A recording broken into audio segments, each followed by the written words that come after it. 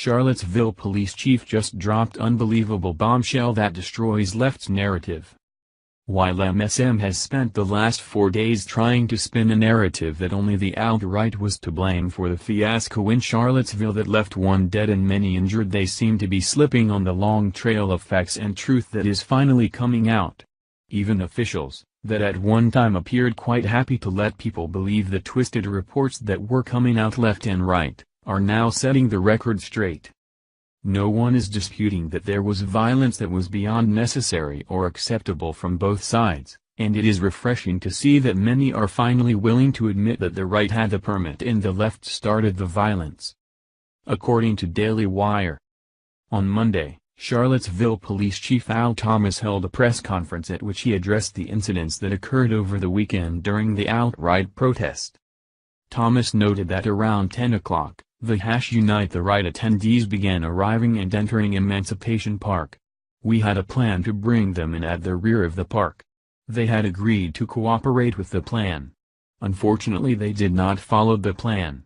They began entering at different locations in and around the park, and we had to quickly alter our plans to help facilitate that process. He continued, mentioning other groups. Other groups also began amassing along the street and in the park.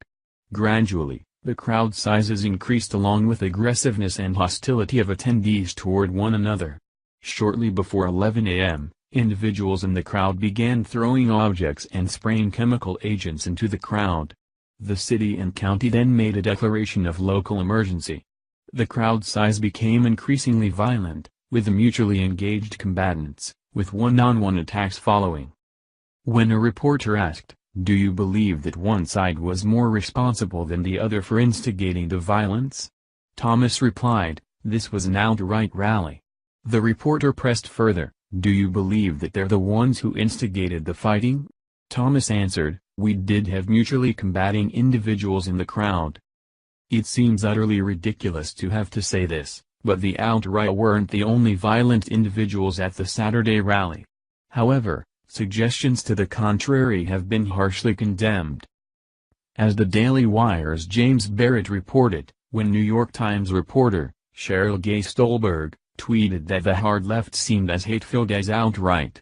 "I saw club-wielding Antifa beating white nationalists being let out of the park," she was strongly rebuked. Stolberg backed off, correcting herself in a subsequent tweet, rethinking this. "Should have said violent, not hate-filled. They were standing up to hate." Still, this was not enough. Those criticizing Stolberg are guilty of the false dilemma argumentative fallacy. In their binary thinking, because the alt-right is hateful and violent, any who oppose them must be loving and non-violent. Acknowledging the violent behavior of the leftist extremists somehow either nullifies one's recognition of the violent behavior of the alt-right, including the terrorist actions of James Alex Fields Jr., or places it on an equal plane. This, of course, is ludicrous. Human beings have the capacity to recognize and admonish different levels of brutality while understanding their ranking on the scale of grotesque behaviors. This is not a false equivalency, it's an intellectually honest assessment.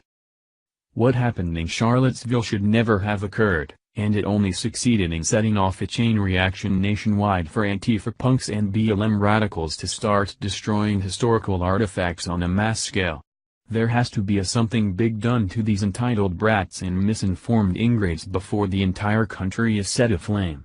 The law provides many ways to stop it, but at this point in time it appears that local law isn't willing to do what is necessary to stop this madness. Maybe it is time for the military to pull some martial law out, and then we can see if both sides will calm the hell down long enough to take a long hard look at the damage they have caused in the name of their own made-up activism. That seems to be what it is coming to, and that seems to be the only thing that may shut this down before an all-out war in the streets of America is too far gone to stop. Thank you for watching this video. What do you think about this? Share this on Facebook and Twitter along with your comments.